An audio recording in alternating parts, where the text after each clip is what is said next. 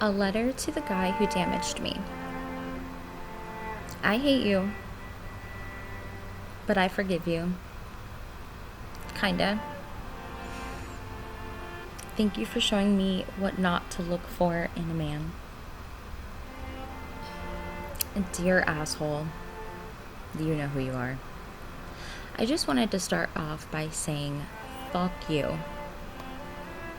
Okay, now that I got that out of my system finally, I can say thank you. Thank you for stripping me every fiber of my being, breaking down every piece of my confidence I had, and ripping my heart out of my chest, shattering it into pieces.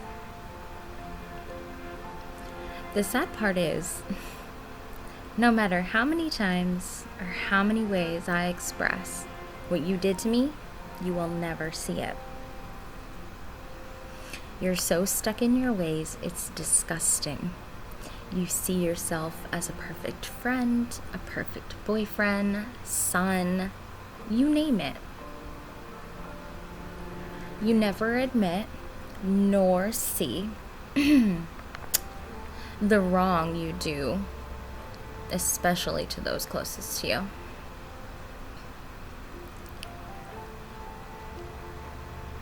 Even more so, what you did to me.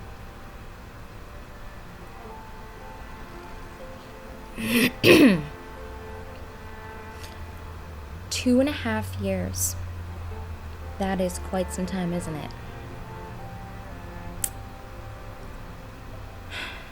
Feels like an eternity when you're getting stripped away piece by piece. And the sad part is, through all the pain, screaming, cold shoulders, I was still so in love with you.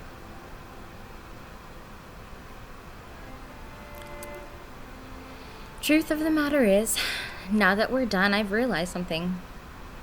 I wasn't in love with you, but with the idea of what we could have been and what I saw in you, yet you never gave to me. Life is cruel enough in itself, especially for me, and you knew that.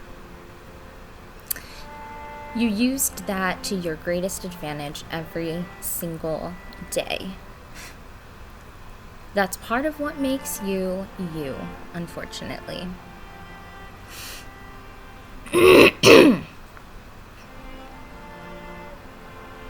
Yet I'm the asshole that stayed. But hey, at least I can admit my wrongs. Always have, always will. Now, I'm not going to sit here and write down all the fucked up shit you've done and said to me, but there are two very important scenarios that I need to touch on. Not to mention,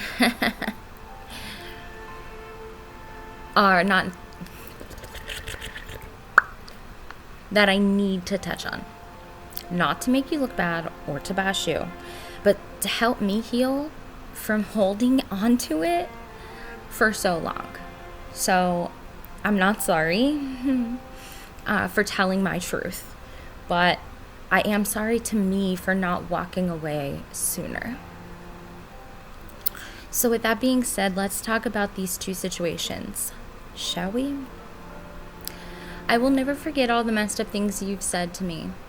I pushed them down as I always did, but the two things that I couldn't seem to shake, and the ones that stung the most. I opened up about my anxiety. My whole self, about my past, the things I've overcome, things that made me who I am, things that make me anxious, and the obstacles I was still overcoming at that time from it. You didn't care about me. You didn't care about my anxiety or the fact that I was still working through some things. You should have been there for me.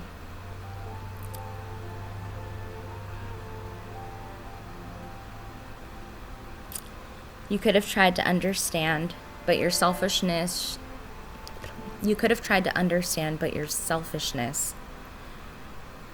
grew wilder.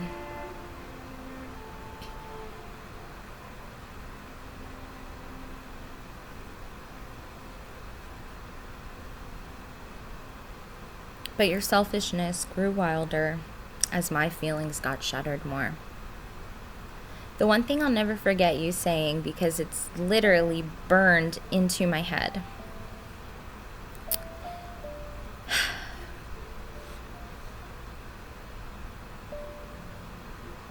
is that my anxiety wasn't your problem. And that I needed to stop using it as an excuse. I really, truly hate you for that.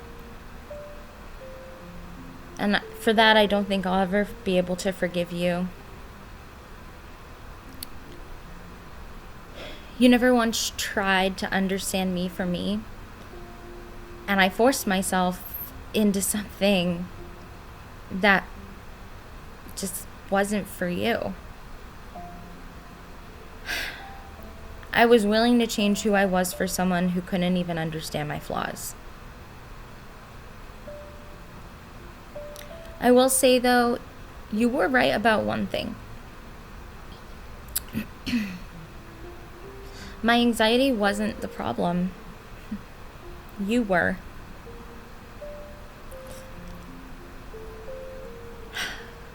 I've had anxiety my entire life, and I've had anxiety my entire life. And I've only ever been on an as needed dose of medicine for it. Until you.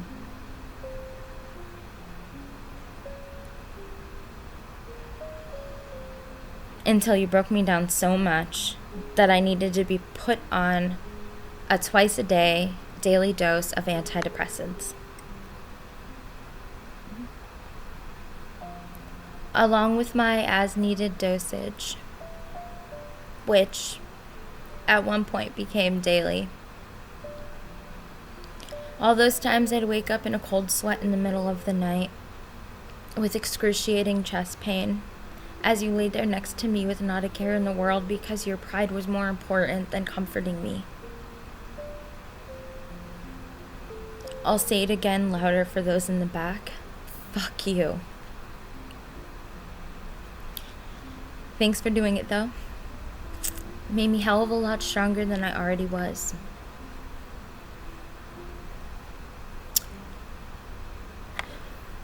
To those of you reading this, you may ask yourself, well, shit. I mean, like, how could this get any worse, right? So I'm about to tell you.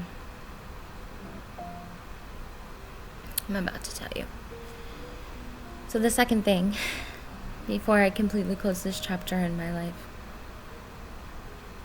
kids or lack thereof. When you're in a committed relationship and you talk about your future and you talk about getting married, and your dreams and your fears and your wants and all of that great stuff. Kids always come up, right? So let me just give you a quick backstory of how this conversation even went. And again, for those of you that are still listening, I did not say this in the beginning on purpose, but this was from a situation back in like 2018, 2019. Not recent. Anyway, so the touch of the backstory is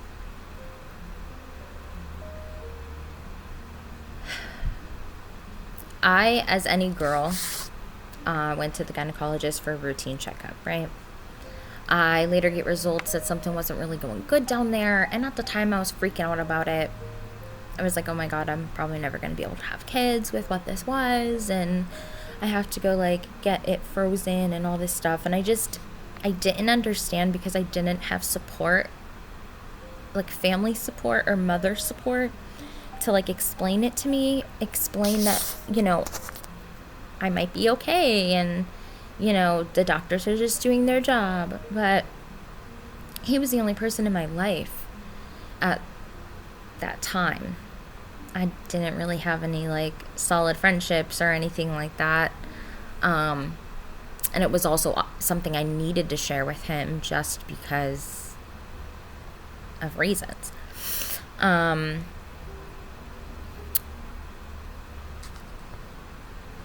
So I get the results. Okay.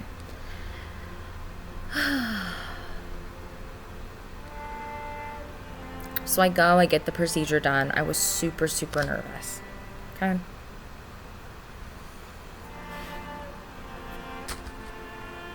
At one point, of course, I was thinking, like, was it going to hinder my chances of having a child? I was scared and, of course, again, worked myself up. As I always do, but naturally as anyone would do in that situation. So again, I turned to him for comfort and reassurance, and I sat him down and I talked with him about like what was going on and all of this stuff, and I was explaining my fear of like, oh my gosh, what if I can't have children? So we talked for a bit, and the next day I brought it up again. Only this time he wasn't so comforting. I flat out said to him, if I can't have kids, you'll stay with me, right? He said, honestly, no. I would want to be able to have my own kids someday. I said, okay, so fuck how I feel. I said, we can adopt or try other ways to be able to have our own children. His response, I don't want to adopt. I won't love it the same as I would my own kid.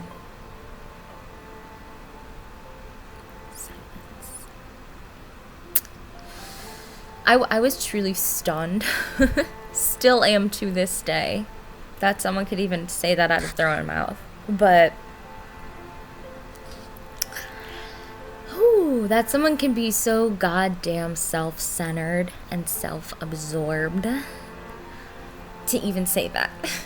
P.S. I hope you have grown up since then, because if not, that's even just more disgusting. So here I am pouring my heart out, possibly like not being able to have children, and that's the comforting response I get. Now, mind you, I grew up with non-comforting parents. So when I left home at 14, I had siblings that loved me and cared for me, but I didn't really have anyone else that loved and cared for me. So anytime I would have a boyfriend, in like a relationship situation, they would be my comfort. And they knew that because I would always open up to them about my story, especially if we were together for a long time. So talk about crushing somebody's soul, right? You're thinking like you're making plans and thinking you're going to spend the rest of your life with this person, and that's how they choose to respond. It's a very interesting thing to me. So naturally I was upset, but I did end up getting over it because I was so in lust kind of love. Because again, I was looking at the person that could be and not who was right in front of me. I had some growing up to do as well. So we had talked about it later that week again. And he looked me straight in the eyes and he said, don't ask questions you don't want the answers to.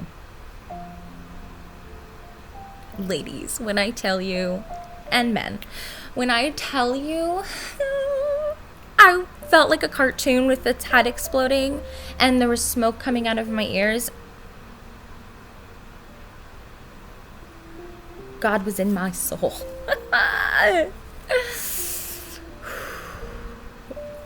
I did get told that quite often, believe it or not, by this person. Excuse me. So I did get told that quite often. So, like an obedient little puppy, I believed this statement was true. Like, somebody that you love is telling you these things over and over and over and over again. You're going to start to believe it. You're going to start to change your ways. You're going to start to think that you're the problem. That is what narcissists, manipulative, self-centered people do. They're really good at tricking you into thinking things about yourself that are not true. It took me a very long time to learn that, unfortunately, even after this.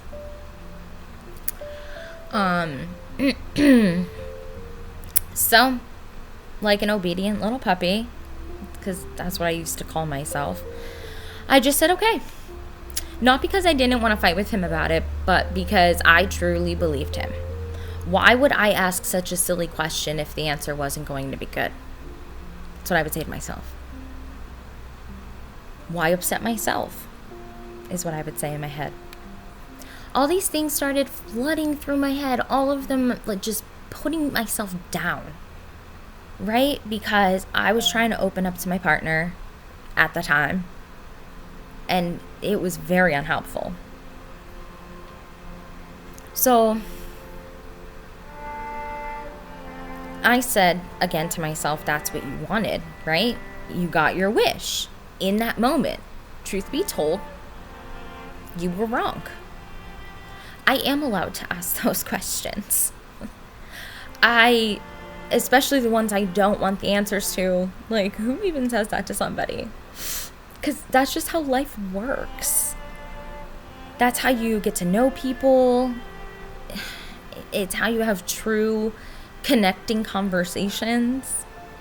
Not whatever fairy tale fucking land you're living in. So do me a favor and go fuck yourself. I said it once and I will say it again. Life is cruel in itself. Please be kind to others, especially the ones you claim to love. Love them harder in those moments, and help them find peace within themselves. Please do not destroy what spark is left in them. So to the guy who damaged me, I wish you well. But I also wish the next one well for you.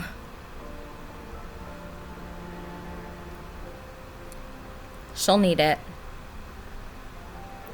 You may have stolen my spark, but I found someone who gave me some of his.